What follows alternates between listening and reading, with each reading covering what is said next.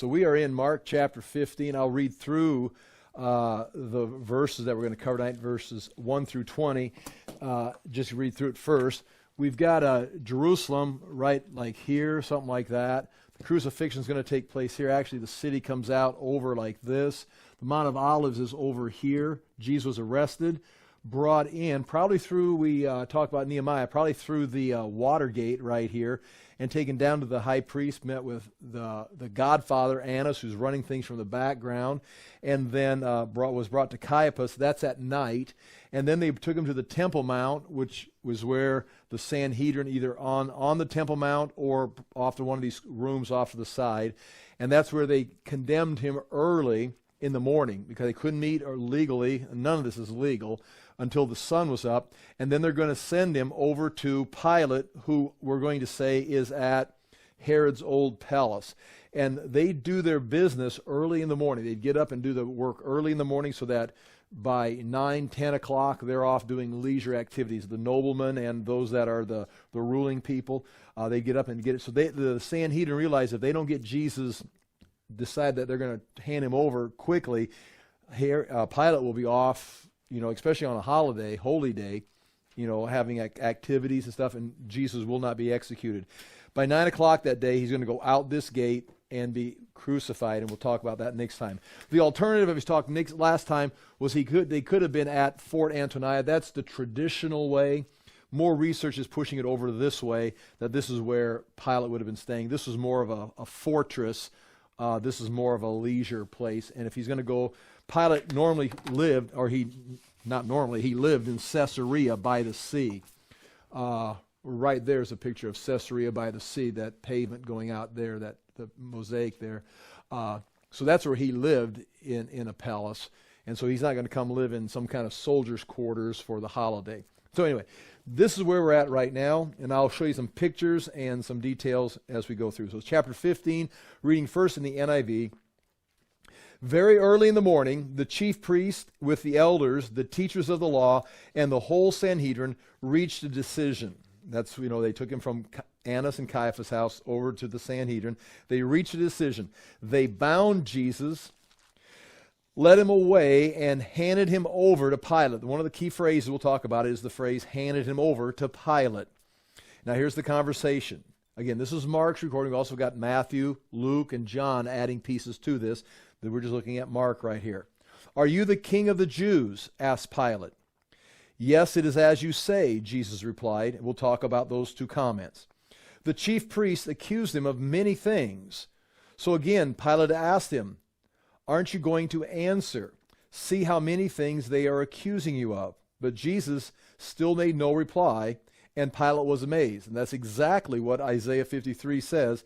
Like a lamb, look at the verse, as like a lamb was silent, he did not open his mouth. That's one of the key prophecies of Isaiah, talking about Jesus' crucifixion, is that he's silent.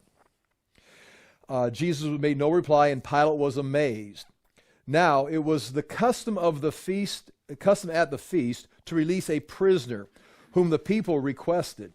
A man called Barabbas was in prison with the insurrectionists who had committed murder in the uprising. And we don't know anything about this uprising, but there had been some kind of an uprising, and this would be one of the zealots, and he was one of the leaders, and he was part of a murder, and he was arrested and put in prison. The crowd came up and asked Pilate to do for them what he usually did. So the crowd is going to come up onto the pavement and request that he release a prisoner. So Pilate sees this as an opportunity to get Jesus set free, because Pilate is not interested in this religious squabble. Do you want me to release to you the king of the Jews? Asked Pilate, knowing it was out of envy that the chief priests had handed Jesus over to him. But the chief priests stirred up the crowd to have Pilate release Barabbas instead. And the Matthew and Luke and John record similar things and give you more detail. It almost appears the crowd is asking, well, you could release Jesus, but the chief priests go, oh no, and they go over and they persuade the crowd. It's almost like the crowd sees that there may be early in the morning a little bit of the crowd come out, hey, we could maybe get him set free. Now again, that's not explicit, But the crowd does ask in the midst of this trial, can you set a prisoner free? I mean, are they just walking by, coming up, or do they get up early in the morning to go ask for a prisoner to be set free? Or are they saying, hey, I see what's going on here. You could set him free. And the chief priest then go stir the crowd up and snuff that out. Again, that's not explicit, but is that taking place? But they stirred up the crowd to have the Pilate release Barabbas instead. What shall I do then with the one you call King of the Jews? Now, this is going to be a theme throughout this. King of the Jews, King of the Jews. Pilate's got to stay on King of the Jews because that's a civil charge. You know, he's going to, if Jesus blasphemed or broke the law or something about the temple being torn down. It's like, just like when Paul was arrested, they met in Caesarea when he was over there. Felix and Festus decided, you know, he's done nothing that's worthy of death. I mean, it's some kind of Jewish violation. He's not worthy of Roman execution. So they weren't interested in that. And that's what the chief priests are coming at it for. And so the only thing Pilate's really got that can stick is he's claiming to be a king. What shall I do with the one who claims to be king of the Jews? One you call king of the Jews, Pilate asked. Crucify him, they shouted. Why? What crime has he committed? Once again, not pushing the case. He's actually trying to slow this down. And this is very important. But they shouted all the louder, crucify him. So you've got a riot starting there in front of Pilate. And we're going to go through a little bit of history on Pilate that will reveal a lot. Wanting to satisfy the crowd. Key phrase. He's got to avoid a revolt. Wanting to satisfy the crowd, Pilate released Barabbas to them. He had Jesus flogged and handed over to be crucified. The soldiers led Jesus away into the palace, that is, the Praetorium, and called together the whole company of the soldiers. And the Praetorium is the stone pavement, and it also refers to stone, the high place, the higher lifted up place. I'll show you that's going to be exactly where it's at. They put a purple robe on him, then twisted together a crown of thorns and set it on him. They began to call out to him, Hail, King of the Jews, again, King of the Jews. Again and again they struck him on the head with a staff and spit on him. Falling on their knees, they paid homage to him. And when they had mocked him, they took off the purple robe and put his own clothes on him. Then they led him out to be crucified. Now, that moves fairly quickly. The scourging is mentioned, and you have to understand what the scourging is. It just makes bypass it. All the authors, Matthew, Mark, Luke, and John, they talk about the crucifixion, they talk about the mocking, they talk about the scourging, but they don't go into the gory detail. That's kind of almost to be assumed because it was part of their culture. But we know that Jesus was brutally beaten with the scourging. But it's interesting that they don't sensationalize that whole story. They could have spent, a lot more time describing the agony and the pain and all the blood and all the things that were going on. They just make statements and move through it, kind of sticking to the facts. But again, one thing that's interesting, besides the physical part, is the mocking. It's almost like they spend, and we'll see it come up in the notes, they spend, at least Mark does here, a lot of time talking about from the chief priest all the way down to the soldiers, to the crowd, the people watching on the cross, are mocking Jesus. It's not just the physical suffering, but it's like they're deriding him into the ground, of making fun of him and mocking him, which again is a very dramatic thing to take place. I want to show you a few things here before we get into this. This is our logo, of course. See if I can do this successfully. There's a logo again. Okay, there's our map. And as we talked about all the different places, this is probably, Herod's palace was over here. And this is, if we look at this, this is a valley here, a central valley here, and the Hinnom Valley here. So this is a rising ridge coming through here.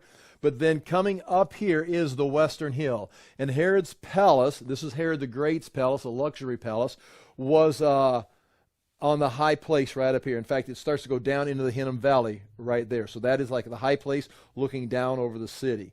And that's probably where they took Jesus And here is the landscape. You can see the Mount of Olives. That says 400 feet, drops down. And this is topography. This is what you're looking at. That's when you look from the south looking at it, there's that rising ridge that, like we talked about, the wall of Nehemiah was built on this ridge right here. The temple's on the high part of that. Mount of Olives is high over there with a valley. Then there's the central valley that is really filled in, but it still rises. And there is Herod's palace, or what is called the citadel today. And that palace, the walls of that palace remain going back to the days of the Hasmoneans, the New Testament time. But of course, the Romans occupied that when they were fighting. The 10th Roman Legion used that area for their camp as they were fighting and controlling Jerusalem after it fell in 70 AD.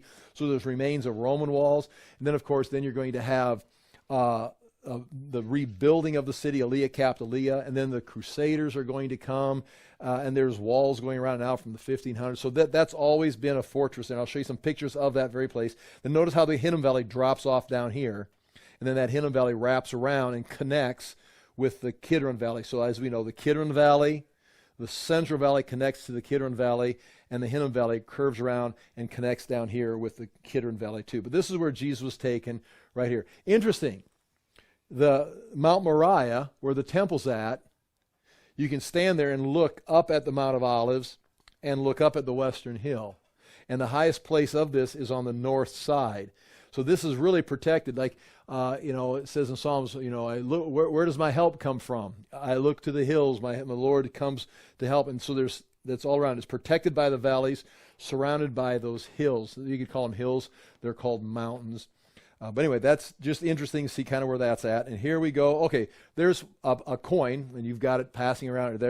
That's kind of a scepter there, and there's more details on this on the website. But that's going to be the decoration. But that's an actual coin of Pilate that was minted at that time. This is Herod's palace, a model looking down at it. Again, we're not going to spend a lot of time looking at this. I want you to know that we know where it's at. This is a tower built by Herod. It's still there. The tower Herod built that. There's a moat going around that was built by Herod. If we go out like through the Joppa Gate, you can go out this way, right in through this way for the Joppa Gate. This is the west wall. There's a tower here that you can see. Herodian towers are inside here.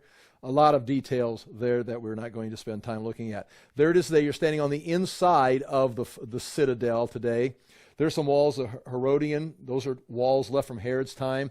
Some Hasmonean city walls. This would be a Muslim building right here. That's called the Tower of David, but it's some kind of a prayer tower or whatever they do with Islam from sometimes. That's, again, some remains of inside the palace there. There's a tunnel going through the wall there. Now you're outside the wall in the Hinnom Valley, going down. You're not all the way in the Hinnom Valley, looking up at the wall of the city.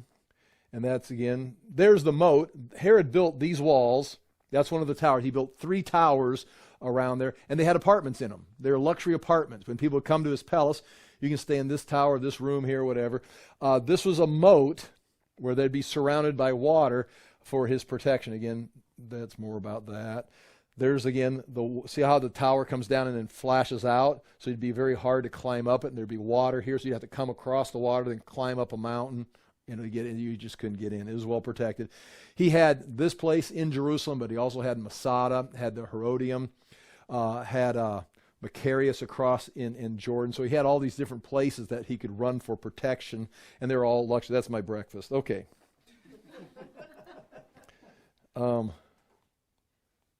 I grilled, what do we want to look at today? Let's leave it, right? That's where it's all going to be happening. That makes it look like. Does that look good, Tony? Yep. People are watching online. They go, looks like he's intelligent. He knows what he's talking about. All right. What I'd like to do right now is go to set the stage. Let's go to the back page where it says on page 3, bottom of page 3. And we're talking about Pilate tonight. Because that's the key phrase right here. A key player tonight in the story is Pilate. He is the governor. He is appointed over Judea by the emperor. And he's going to go through a couple of emperors. He's going to be the Roman governor from 26 to 37 AD. So from the whole time, from John the Baptist's ministry through Jesus' ministry, he's going to be the governor of that time. He's going to be, I believe it's the longest ruling. There's 14 governors that are going to have Roman governors, or prefects they're called, that are going to rule. He's the fourth one, I believe. It is the fourth one or the fifth one. We'll see. But he's going to be the longest one. He's going to rule under Caligula. And here's some situations that got him in trouble. On the back page, look at the very fifth point. See that first name? I'll try to pronounce it. Lucius Aelius Sejanus. He nominated Pilate for this position in 26 AD. And we'll just call him Lucius because I think I can pronounce that. He was the prefect of the Praetorian Guard in Rome. So Lucius nominates Pilate to be the governor of Judea. Lucius himself, again the full name Lucius Aelius Sejanus, was the leader of the Praetorian Guard, which is the emperor's personal bodyguard. And so he was one of the leading men in Rome that supported Pilate. And so everything's going good for Pilate under Tiberius. When Tiberius retired in 27 AD, so Pilate's been on the job for 1 year, the emperor Tiberius basically retires and spends his time on a couple islands, just in the Mediterranean world. And Lucius, the leader of the Praetorian Guard, kind of steps up and handles the government for him. He'd be like his whoever, like let's say you've got a president who just isn't functioning. There'd be someone behind the scenes that's actually running the government. Tiberius is the emperor, but he's retired. I mean, he's just like, take care of it. So Lucius is running the government for him. Well, after so long, it's going to go well for him. In 31 AD, he was named a consul along with Tiberius. So this is 27, he is like running the government for him. By 31, he's basically equal to the emperor, except he doesn't have the title. And it's at that point, on October 18th, we're almost at the anniversary, on October 18th, 31 AD, Lucius, 31 AD, Lucius decides, you know what? I'm still going to just take over the government. And he leads a revolt, tries to overthrow Tiberius, and within a matter of a few hours, Lucius is dead. Now that's going to play back. Now Tiberius realizes he's got problems because Lucius has been putting people, including Pilate, in places of power. Pilate is supported by Lucius. Lucius supports Pilate. Now Lucius is trying to take over the government. Tiberius first goes through and is going to eliminate certain people in their government positions because of their favor with Lucius. Pilate doesn't get eliminated, but he is on the watch list. So this is all kind of taking place. Now all of a sudden, Pilate is going to have Jesus, who is brought before him by, we'll just say, the enemy. The enemy wants Jesus killed. Pilate knows, it even says, knows it's out of envy. There, in that word envy, the envious enemy, they just wish they had what Jesus had. I mean, his ability to move a crowd, his ability to explain the scriptures, his ability to just have people. I mean, Palm Sunday was, this is Friday morning. We've been in these chapters for like months. So we lose sight of the fact that Friday, Thursday, Wednesday, Tuesday, Monday, Sunday, the whole town had turned out to welcome Jesus into the city. And these people, for that and many other reasons, are envious. So they want Jesus dead on this Friday. And they're rushing. They meet Pilate. Pilate's getting up in the morning, and they're already, hey, we got a case for you. Before you go off and start your recreation, we need you to condemn this man Jesus. He said, well, what has he done? Well, he thinks he's a king. He thinks he's a king. He's very dangerous. And Pilate, who knows these people, he's been ruling them for several years and has had, I'm going to give you the list of conflicts he's had with these people already, knows this guy is not a problem. So Pilate is going to try to set Jesus free, but he also is on very thin ice, especially, and these guys know it. They've been reading the papers. They've been listening to the talk shows and the podcasts. They know what's going on in the empire. So that's going to, Pilate's on thin ice. He wants to defend Jesus, and he makes a couple efforts, but in the end, he's got to sacrifice Jesus to defend himself. I'll say that again. What's happening here tonight?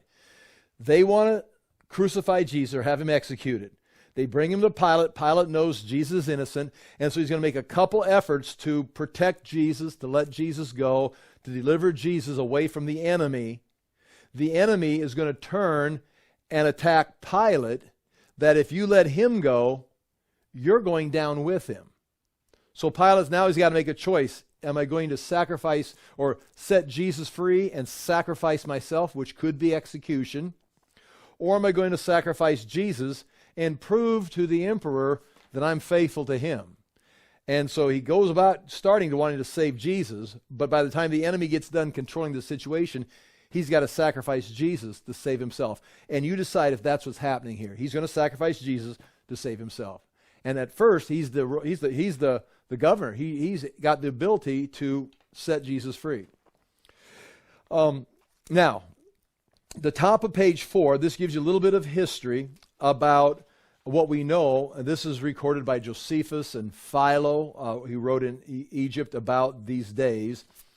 The first thing Pilate does when he comes into Jerusalem in 26 A.D., he himself is in Caesarea by the sea, in the palace there, but he decides that he's going to take the image of the emperor, or little busts of the emperor on the military standards, and take them into Jerusalem, intending to take them into the temple. So he's going to take Roman, just see how this is going to go with the Jews, Roman military standards with, we'll just say the bust, but we'll say image of Tiberius, or the emperor on those standards are going to go into Jerusalem.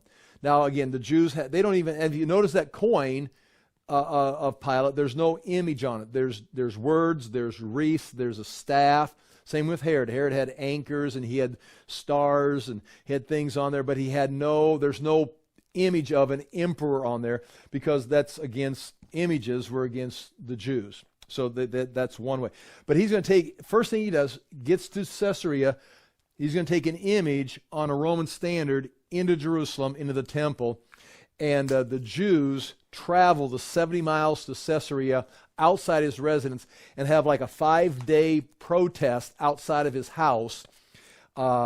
It's peaceful, it's non-combative, but they're out there shouting, Jewish lives matter, or whatever, and he's like had enough of it. So this is Pontius Pilate, 26 A.D.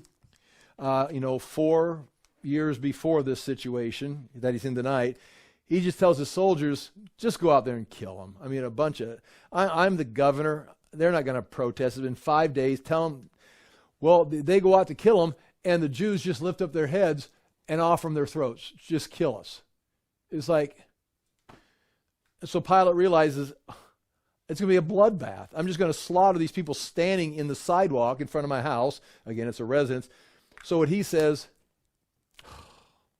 fine, and pulls the standards out of Jerusalem and retreats. So that was his first encounter with the Jews. And now you see the mob. He was going to just kill the mob. They say, kill us, and you'll have a bigger problem on your hands. Then he spent temple money. The temple always had treasure.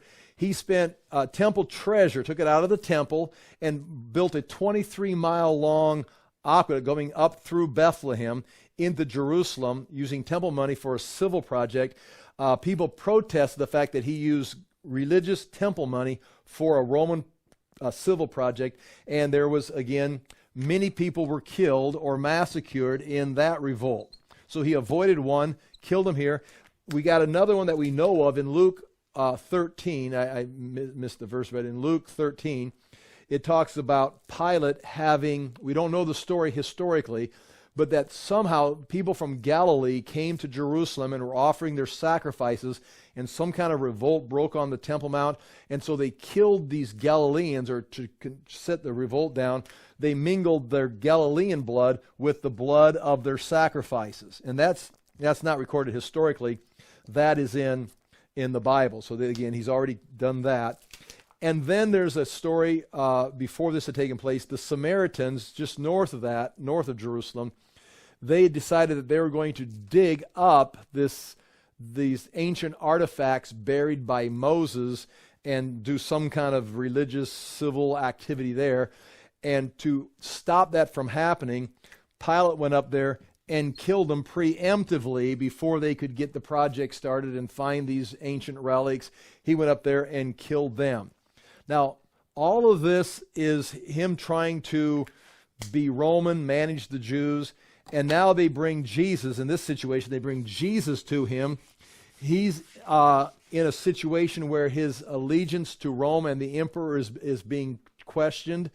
And he had handled one situation well, although he sent his soldiers out to kill him. He realized that's not going to work. But he's had 3 other situations where he just slaughtered people to avoid it. And there was a backlash of him you're ruling these people and you're just killing them. Well, now the crowd is building up, and so now he's going to have that same crowd. Is he going to set Jesus? What happens if he sets Jesus free? What happens if he does the right thing? It could be another bloodbath. It could be his career. So it's like, okay, I don't want, these guys will be willing to die for this. I'm not willing to die for any of it. In fact, he didn't even want to be there. He's holding his ground as a profession. He's doing his time in Judea so that he can get back to Rome. All these noblemen, all these governors, they serve with the intention of, if I do a good job, I can be back in Rome where the action's at with a higher position. Well, he's going to end up going into exile, into Gaul, and being removed from office and dying, obsolete somewhere else in Gaul over on the west coast along with his wife. Okay, page 1 of the notes. First thing, Pontius Pilate is the Roman prefect of Judea. Crucifixion and the trials of Jesus are described by Mark with restraint and objectivity. You're going to hear the story. The gory details are not dramatized or sensationalized. He does not draw sentimental feelings. The story is not written for you to feel sorry for Jesus. He could have gone through all the emotions of it. You do, but that's not how the story is written.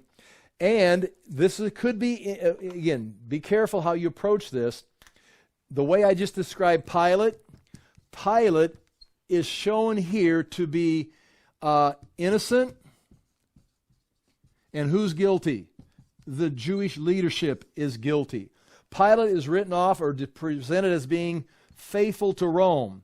He's willing to make the statement and be faithful to Rome. At this time, when Mark is writing this, Nero is in power. He is crazy. Christians are being persecuted.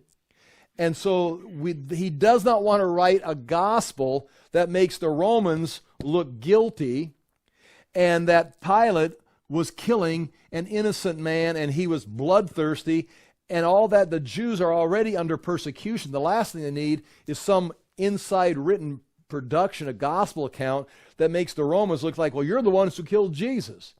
And they had the authority, but he's got that very well covered in the sense that, no, Pilate was in control, but he was manipulated by the Jews, didn't know how to handle it. The Jews are responsible, not Rome. I don't think he's not creating the story. You see the same thing in all the Gospels. You can see the same thing in prophecy.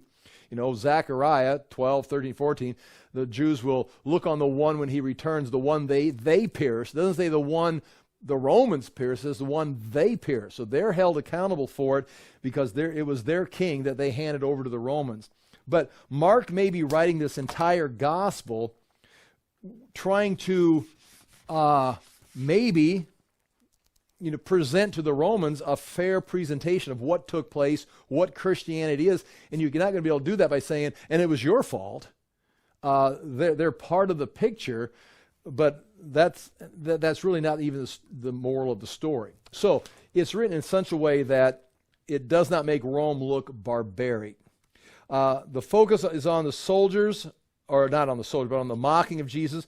I've got written down here these verses in 15:16, the soldiers are mocking. In 15:21, Jesus too weak to carry the cross. 22, he's degraded with the death of a slave. I mean, he dies the death of a slave.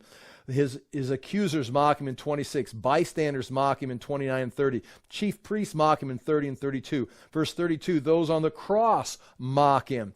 And then in verse 29, once again, the crowd mocks him and shakes their head. Meaning, Jesus is with Pilate, and when he sends him away, all the way to the cross is Jesus is being mocked and ridiculed. And that is, again, astounding when you consider who Jesus is. Just 3 points here. Matthew records Pilate's wife having a dream and Pilate washing his hands. Matthew actually records that Pilate says, I want nothing to do with it. His wife comes and says, don't have anything to do with this innocent man. He comes back out and says, this man's innocent. Here, you want to crucify him, you do it, but I'm washing my hands. I'm innocent of this man's blood. Now, he had the power to stop it, but it would have been, again, a bloodbath. It would have cost him his career. It's like, I don't know what to do. Here, I'm done. You kill him, and it's on you. And they go, that's fine. We'll take responsibility, and they go. And that's not in the book of Mark. That's in Matthew's writing. So, I mean, it's not like Mark's making up a story here. Luke adds the interrogation by Herod Antipas. We've talked about that. We're not going to see him going over to Herod's, the Hasmonean palace, the Herod Antipas, and coming back. Not in the book of Mark. And then John adds a theological discussion that Pilate and Jesus have. They start talking about truth. What is truth? And Jesus says things in the book of John like, Pilate's in his. The issue here tonight in Mark is Jesus is going to be silent. Now, when it says silent, it doesn't mean he doesn't say anything, because even while he's being silent, he's going to ask a couple questions. And in John, he's going to have a conversation. But he's going to be silent when the accusers come. It's not like he's not going to defend himself. It's like he's being handed over, and that's going to come up several times. I'll show you that. He's going to be handed over in the book of Mark, which means, like a sacrifice, he's being handed over, and God's will, he's being handed over in God. Meaning he hasn't given up. He's submitted to, in the garden. It's like, this is what's going to take place. Is there any other way? But your will be done. Here I go. And the last thing he wants to do is start arguing his case, because when Jesus starts arguing his case and pointing things out, guess who wins the argument?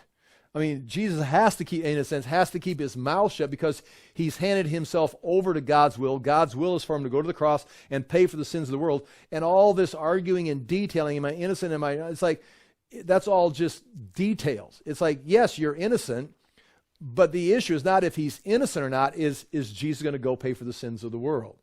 And yes, he is. Yes, but he's innocent.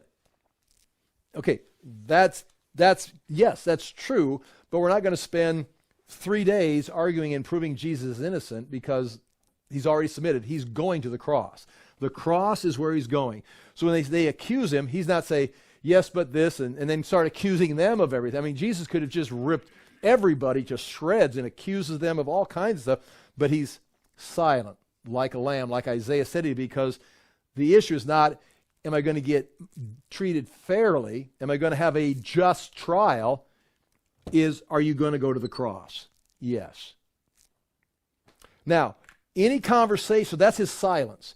Any conversation he's going to have with Pilate, you could almost put that in the category of him having a one-on-one dialogue, speaking light and truth to Pilate. Do you want to join me? Do you want to believe in me? He's almost, in a sense, starting off apologetically. And we're going to see as he talks to Pilate, Pilate is going to, in John, he's going to, in other verses, he's going to say, he says, don't you know that I've got the ability to kill you or crucify you or set you free? And Jesus says, and going back to that's the beginning of the theological discussion in John, he says, you wouldn't have any power unless it hadn't been given to you from above. Meaning, Jesus, you need to talk to me. I can set you free. No, he says, you've got power from above. If I want to talk to someone with authority, I'll talk to the Father. So whatever you're doing has already been determined. And he says, so you are a king. And Jesus said, well, not of this world. And he says, because if I was the king of this world, my subjects would be fighting for me. So yes, you are true. And John says, yes, you're right. I am a king. But nothing you need to worry about. Nothing Caesar needs to worry about. I'm a king from another time, another dimension. You're fine.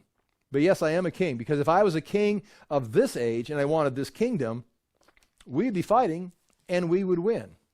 But as of right now, my kingship is nothing for you to worry about.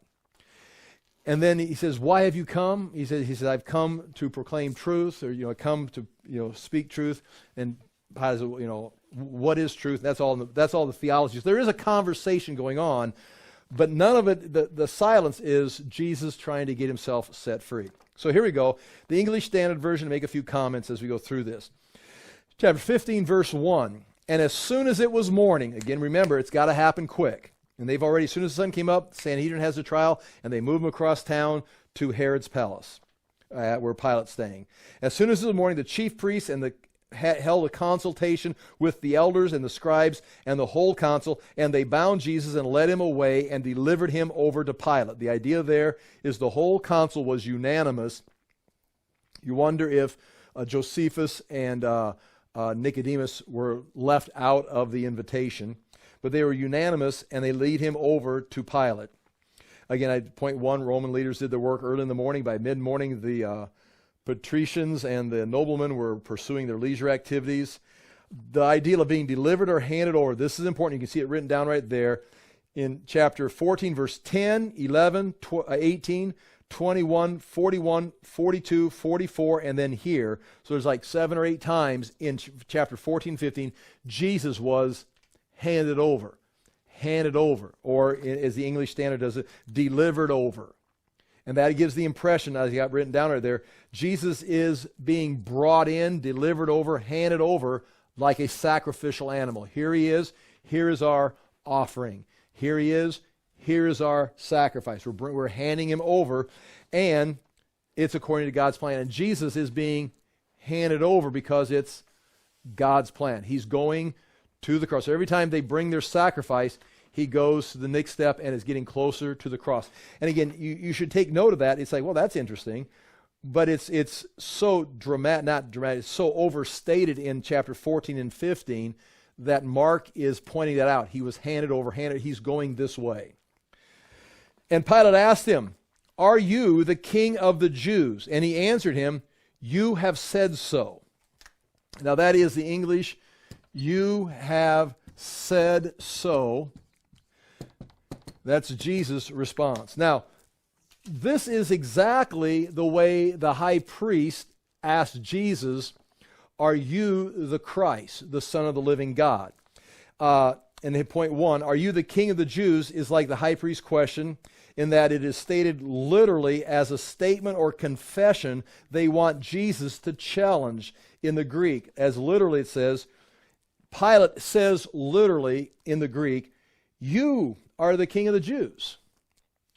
Now, so I mean, it's a statement, you are the king of the Jews, as a confessional statement, but it's got a question mark on it. You're the king of the Jews. So, you're the king of the Jews. It's like, and Jesus says, you've said so. That's your confession. It's like, yeah. And the high priest saying, so you're the Christ. So we are all standing in front of the Son of God, the deity himself. And Jesus, well, that's what you said. It's like, and then he went on and built on that case, and we talked about that last week. So when he says, are you the king of the Jews? He's in a sense saying, you are the king of the Jews with a question mark, wanting Jesus to say, no, this is getting out of hand. But Jesus doesn't say, notice when it says, are you the king of the Jews? Or literally, you are the king of the Jews? Jesus say, no, no, no. And he doesn't say, yes, yes, yes. If he says, no, no, no, that's a lie. If he says, yes, yes, yes, he's going to his death because he's what? If he says, yes, yes, I'm king of the Jews. Well, okay, that's a civil offense right there. It'd be like me, or, you can say a lot of things in America. Say I'm the president of the United States. Okay, that's not going to get me in trouble. It's going to get me ridiculed. But it's like, or if you were to make some kind of statement, think about some kind of something that you would not want to say publicly out loud, like, I've got a bomb. Okay, it's like if you say that, there's going to be a reaction, and rightfully so. You're going to be arrested for what you just said because you just said you've got a bomb. Well, you're persecuting me because I'm a Christian. No, we're not even thinking about you being a Christian. You say you got a bomb, and we're putting you in. So if he says, you're the king of the Jews. If Jesus says, yes, I am.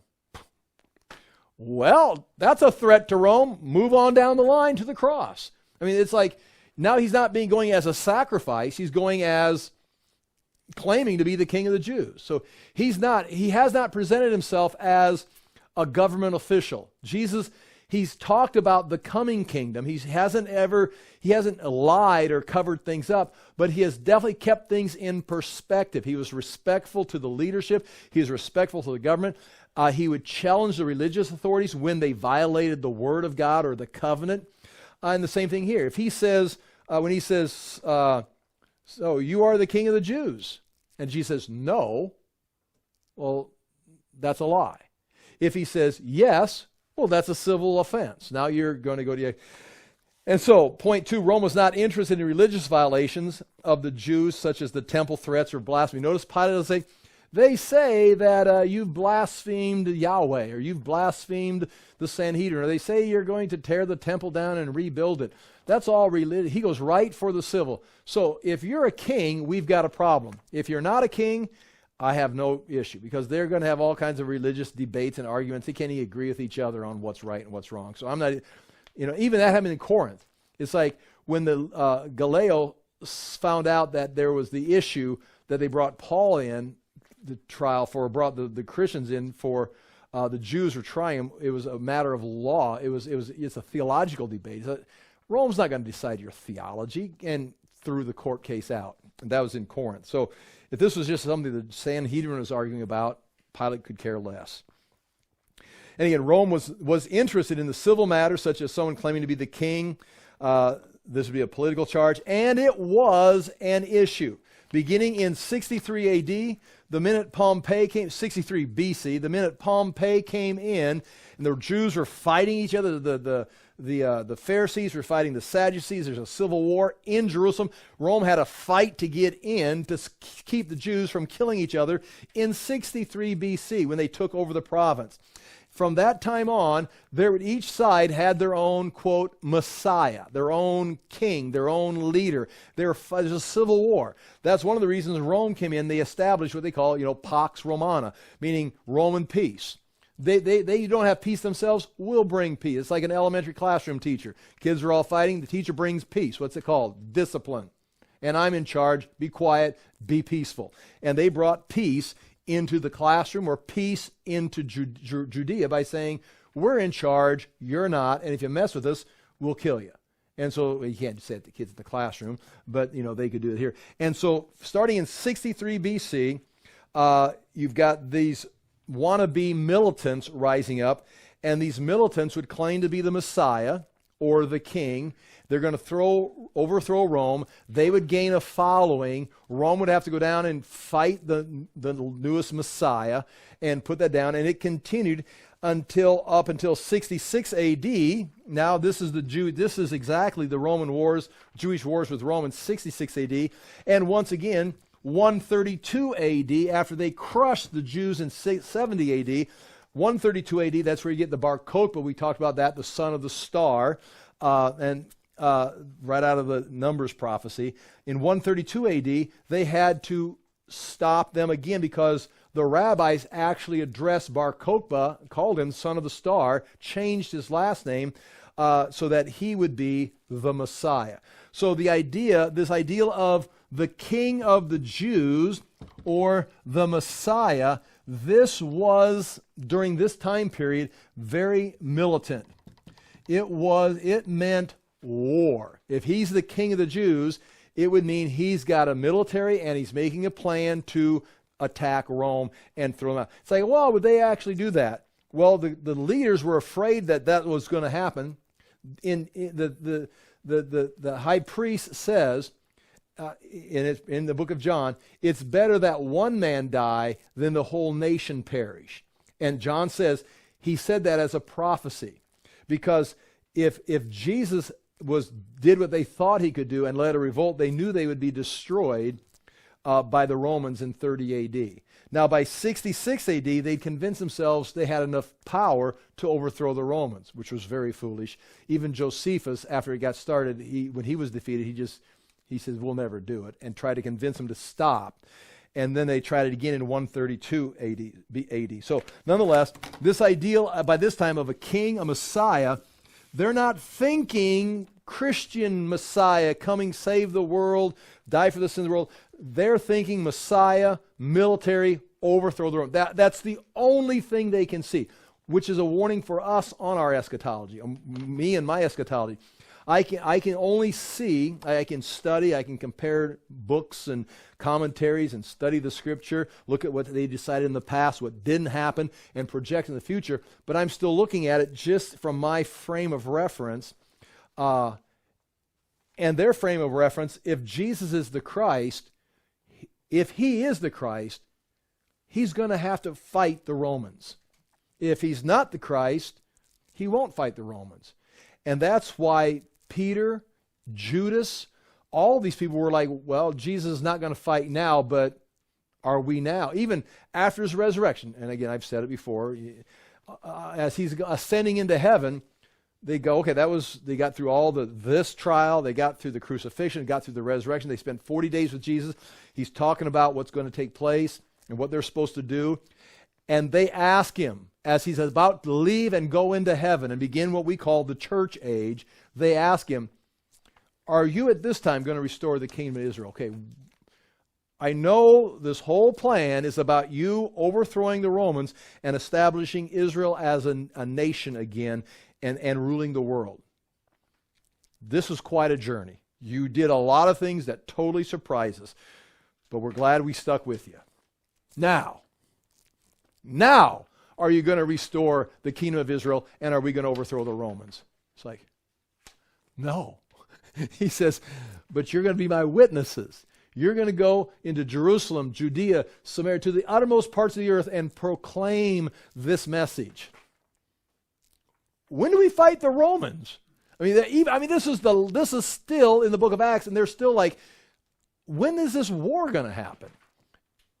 And Jesus just goes up into the clouds. And again, that war is going to happen when Jesus comes back in the clouds. But nonetheless, that's why this ideal of, when Pilate says, are you the king of the Jews? That's a huge statement, because that means he's got a military somewhere, he's got weapons stored somewhere, and his whole intention, he's just creeping up on his attack on Rome. Are you a king of the Jews? And he answered, you have said so. I am not. That's what you're the one that brought that up. I didn't bring that up. In other words, that's your confession. And the emphasis there is on you. That is your confession. I'm not talking anything about being a king at all. Because what's he there for? He's there for what? Jesus is there to do this very thing, to be tried, innocently accused or falsely accused, and go to die for the sins of the world. Are you a king? Right, but that's really not what's at hand right now. Me taking over the Roman Empire, could Jesus have taken over the Roman Empire? At the beginning of his ministry, when Satan says, if all you'll do is bow down and worship me, I'll give you the kingdoms. Which makes you wonder what's going on spiritually right here. If Jesus would just, like he said in the Garden of Gethsemane, Peter, I could call a legion of angels and be delivered. I could take over the world right now. He said during his ministry, what good would it be for man if I gained the whole world and you had to forfeit your soul? He said, I could take the world. We could rule the world, but then you're all going to die in your sin and you're going to lose eternity. So Jesus, yes, he's a king, but that's not at play right now. What's at play right now is the cross. The Christ has to go to the cross before the crown. So, yeah, I'm a king, but I'm not a king you need to worry about right now. And point 5 on page 2, Jesus' silence is submitting to God's plan. When he's silent, that is what it says in Isaiah 53, verse 7. He was oppressed and afflicted, yet he opened not his mouth. This is a prophecy about Jesus. He was oppressed and afflicted, yet he opened not his mouth. He was led like a lamb to the slaughter, handed over, handed over, handed over. And as a sheep before her shears is silent, like standing before Pilate, he is silent. He did not open his mouth. He's standing in front of the sheep shearer, and he doesn't open his mouth. Now again, he's talking to him, but he's not defending himself. And the chief, chapter 15, verse 3, and the chief priest accused him of many things. And again, most likely religious things. And Pilate again asked him, have you no answer to make? See how many charges they bring against you? This is amazing. In fact, he's going to say in chapter 15, verse 5, but Jesus made no further answer. So Pilate was amazed. He's made his statement, and I'm not going to defend. If he starts defending himself, he's going to win. Or he's going to start accusing people, and they're all going to come down. But that's not what he's here for. He's not here to be king. He's not here to win the trial. I'm here to be handed over, handed over, handed over, handed over, handed over until you're nailing me on a cross. So, and Pilate's amazed. He's not amazed at the crowds were amazed at Jesus' answer. They were amazed at his works. Pilate is amazed at his silence, meaning, I know you've got an answer for this. I mean, it's probably just his presentation, the way he's already talked with him. He knows, I know you've got an answer for these guys. He's maybe heard about him lecturing them, debating them on the Temple Mount. And he's just standing there silent. That amazed Pilate. It's like, what are you doing? Now again, if you're scared, again, if a person is standing before Pilate and the chief priests are accusing you, and you're just scared and you don't know what to say, you wouldn't be amazed. It's like the kid's scared. I mean, he doesn't know what to do.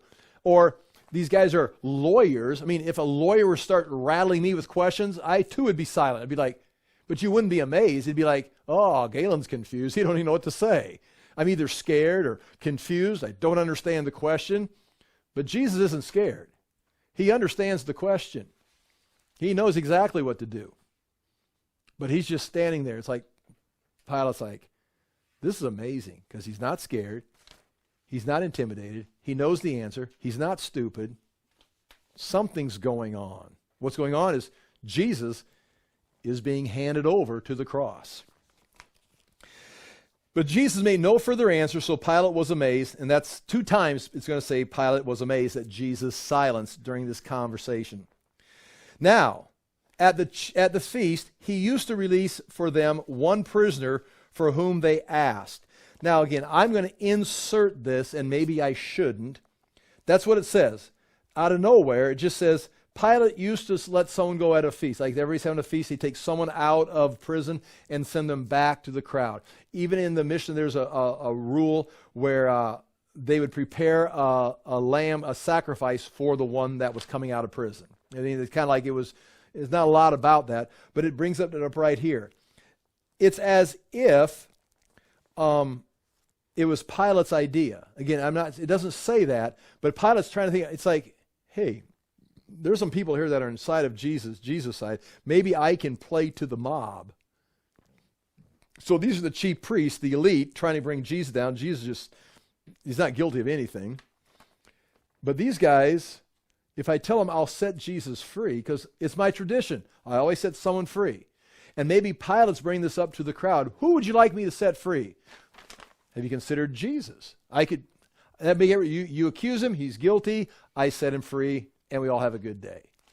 Maybe that's what happened. I'm adding that into there, the situation. But nonetheless, it says, now at the feast, he used to release for them one prisoner for whom they asked. And among the rebels in prison, right now arrested, who had committed murder in the insurrection. Now it says, in the insurrection. So in 64, 65 AD, you go, oh yeah, the insurrection. Now, we don't know what that is. It's lost in history. It's not the 66 AD. It's not the, it's probably something building up for 66 AD, but there was the insurrection, and someone was murdered, and Barabbas was arrested and put in prison as a murderer. Now, who he murdered? If it was a Roman, you'd think he'd probably be dead by now. But nonetheless, he committed murder in the insurrection. There was a man named Barabbas. Now, Barabbas, the name means, you can break it down, the name means son of Abba, or Abbas. Abba. And you know what Abba means? Abba means father. So his name, Barabbas, means son of the Father. Right there. I mean, that's what it means. We can go to the other Gospels, and you know what his first name is, right? You guys do know this, right? What? Jesus. Yeah. His name is Jesus, called Barabbas. So he's got the same first name as Jesus. The other Gospels say that. And his name is Jesus. Are you getting this? His name is Jesus Barabbas. Jesus, son of the Father. And Pilate is offering them Jesus, the Christ, or the Son of the Father, the Son of God. I mean, it's that close. I mean, that's just in the, put a little theology in there, it's the same thing. This is a little f. And Mark, in his wording, actually makes that a distinction. So, point 4, so it is Jesus, son of the Father, or Jesus, son of the Father, and Mark's wording distinguishes Barabbas from the true son. This is the son of the Father, but he's offering him Jesus, and they wanted the other one. And the crowd came up and began to ask Pilate to do as he usually did for them. And he answered them, saying, "Do you want me to release for you the King of the Jews?" In other words, it's his tradition to set them free. This trial's going on, and it's public. This is not behind closed doors. He's out on a tribunal. That would be the high place where he's on a bench. It's called the Bema seat, and we know that from eschatology. We will all appear before the Bema seat of Christ, which is the judgment seat of Christ. Jesus is standing in front of the Bema seat of Pilate, who's going to make a judgment. Someday we will all appear, as believers, appear before the Bema seat of Jesus, where he will judge us for, we're saved by faith, but we will be judged on what we did, rewarded on what we did. And that's the Bema seat of Christ. We almost give an account. It says we almost give, it's the word logos too. Logos, Bema seat.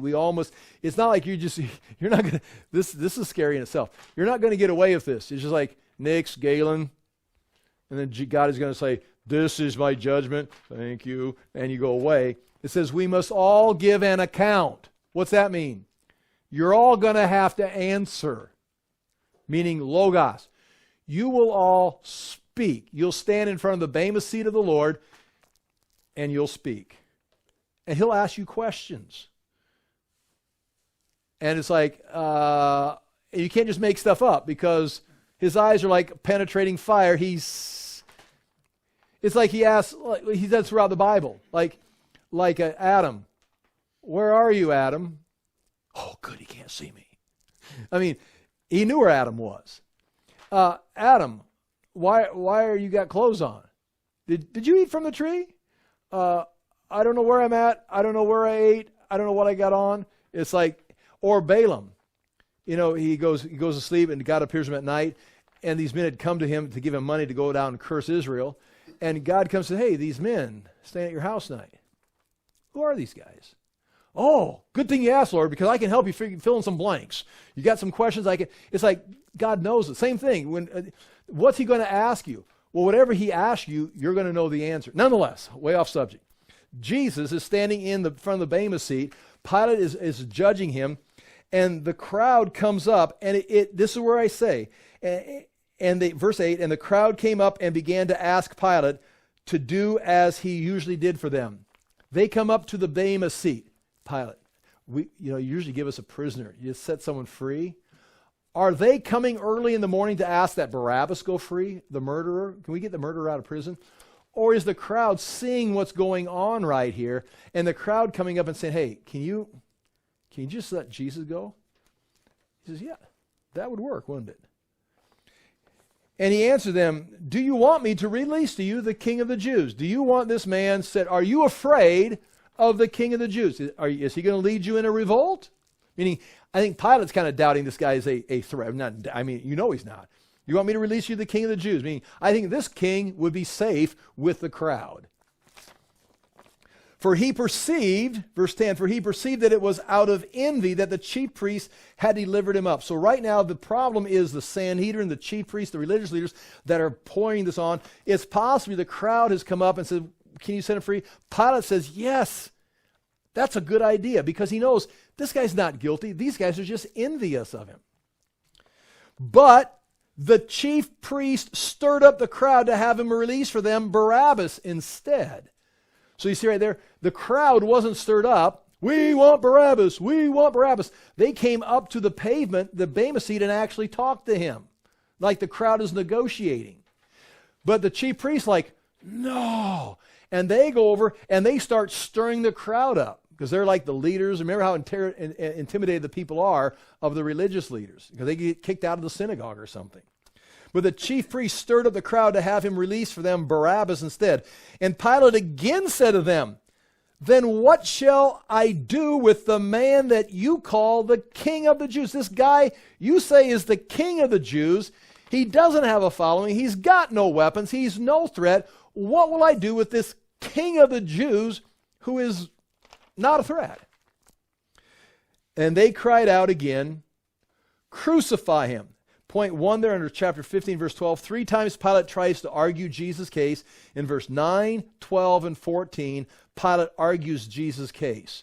Well, how does this even make sense? And Pilate doubted Jesus was guilty in chapter 15, verse 10, and 15, verse 14, where Pilate's saying, Pilate is not trying to kill Jesus. In fact, he's trying to get him released and have a good, fair Roman trial. And Pilate said to them, why? They say, crucify him. And watch Pilate, verse 14. And Pilate said to them, why? What evil has he done? Well, we've been telling you now for 20 minutes. It's like, right, I haven't heard a thing. There's nothing that he's done. I mean, they've been accusing him as fast as they can talk and as loud as they can speak. And he says, I still don't know what he's guilty of. He's king of the Jews, but he doesn't look like a threat. What evil has he done? But they shouted all the more, crucify him. Now what they're doing right here is mob rule. It's mob control. They got the crowd going. Everybody's chanting their chant. It's getting out of control. And 1, 2, 3, remember that we started class 1, 2, 3, 4 times where Pilate has faced the mob. Sometimes he's killed them and got in trouble. Sometimes he's backed off because it's like, oh, this is going to get me in trouble. Well, this thing is turning into another situation where he's trying to set Jesus free, but as the mob grows, it's like, oh my gosh, I got to save myself. This is no longer about Jesus. This is about, oh man, this could get back to Rome very quick. So Pilate, verse 15, so Pilate, wishing to satisfy the crowd, released for them Barabbas, the son of the Father, and having scourged Jesus, he delivered him to be crucified. Now, scourged, there's your word, scourged. That's all it says. Scourged him. Slapped him with a stick or something.